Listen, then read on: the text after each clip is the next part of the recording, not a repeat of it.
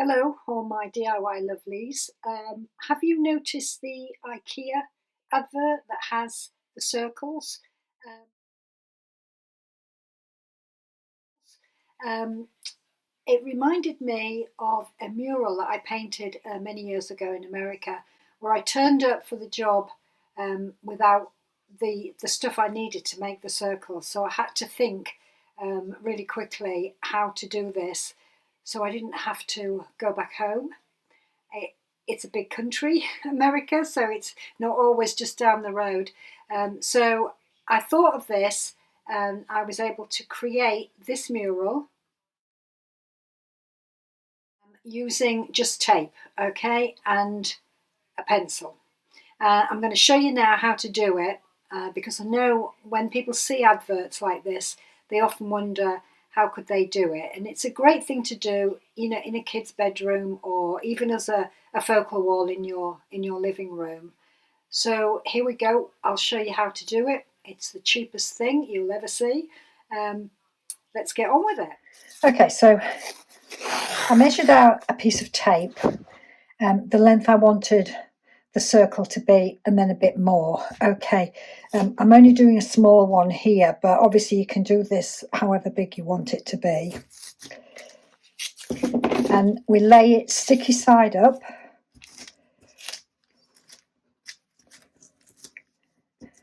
Not always the easiest thing to do. And then I laid another piece on top. So they're sticky side to sticky side.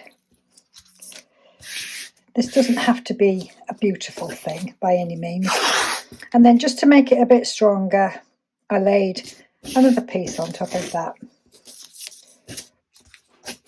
So now I have this piece of tape. It's quite strong. There's 3 layers to it, okay? So then mark where you're going to put your nail or your drawing pin or whatever you're going to use. And then you measure out from that dot how big you want your circle to be, okay? And then we need to pierce this with something. It could be anything